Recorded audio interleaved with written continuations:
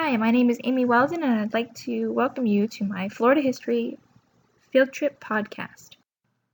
Today we'll be looking at the Kingsley Plantation, located over at Fort George Island, Florida. It's actually part of the Timucuan Ecological and Historic Preserve, which is run by the National Park Service. So the Kingsley Plantation was built in the 1790s by Zephaniah Kingsley. He lived here with his 4 slave wives and several of his plantation slaves.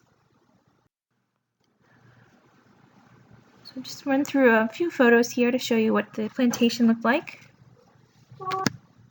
So when you first walk onto the plantation, there's this semicircular formation of these little houses. Each one is different size due to different levels of erosion, but if you just take a look at the middle one, you'll see this is pretty comparable to the size that they were.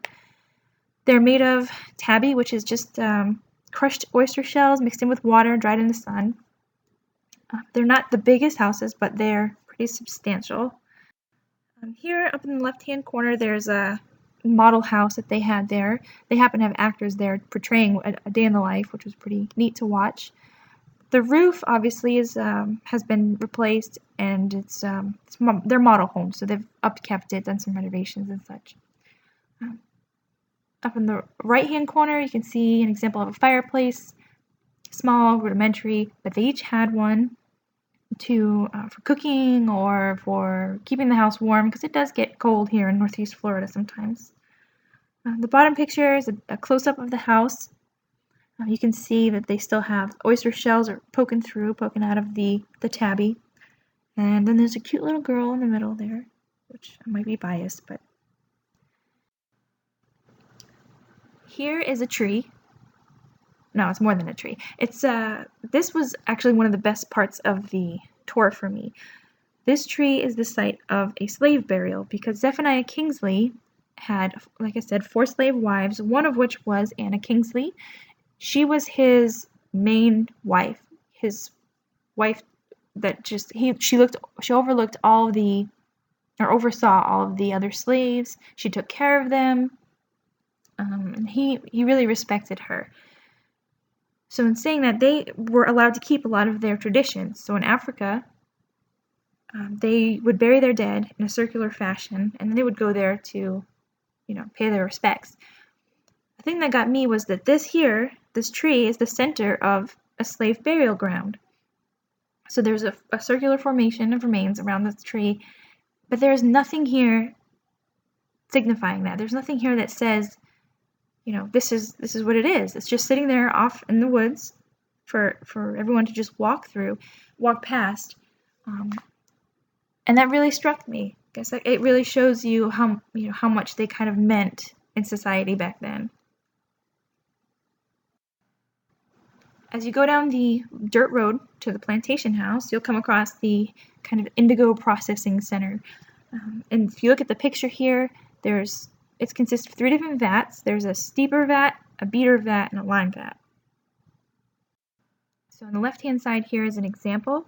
The top is the steeping vat. They put the indigo in here, it steeps for a while. Then it goes down to the beater vat, where a slave would actually have to get in and stomp the plants with their feet. Then it would go down to the lime vat, where it was processed and collected. Being a indigo slave was not fun. It was very toxic. The dye and the lime would get into their skin, and they didn't live very long lives. So this was not the best job to have as a slave. The right-hand corner, there's the garden. Again, they had actors there that were kind of showing us how it would be done back in Zephaniah's day.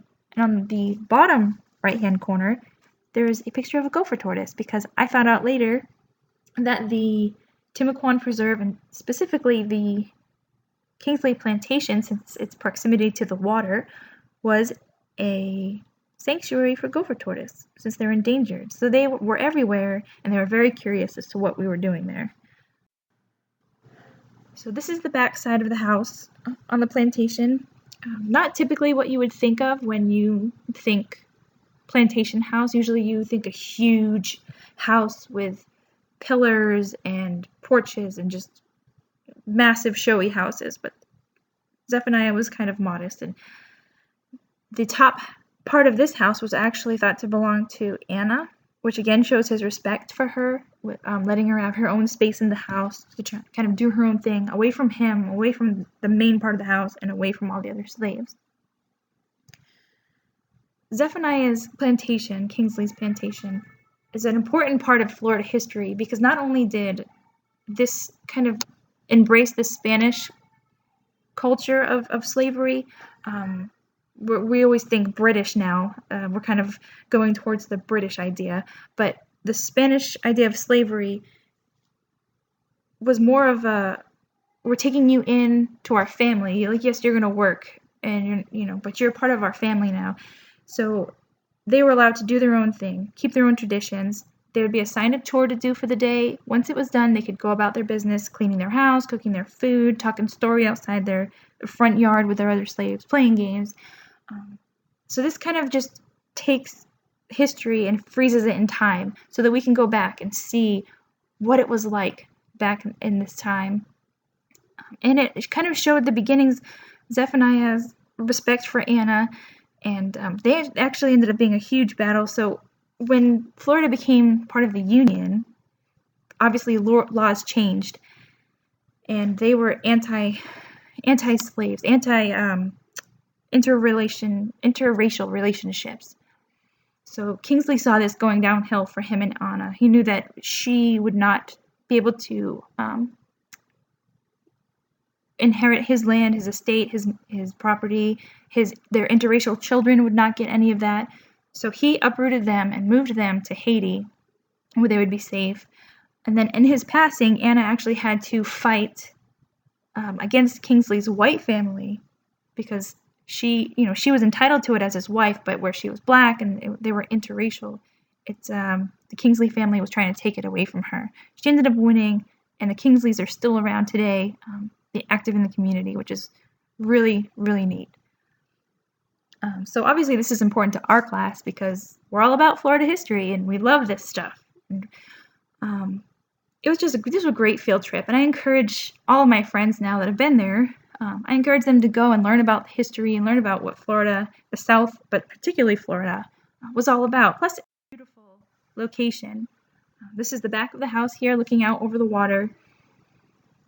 Just it was a great day. So if I know people that are listening to this have been there, but I encourage everyone to go, learn some history, have a picnic, and enjoy your day. So that was our field trip in a nutshell. I learned a lot. It was a great time. Took a lot away from this field trip. I want to thank you for a great semester, and I wish you the best in the future endeavors.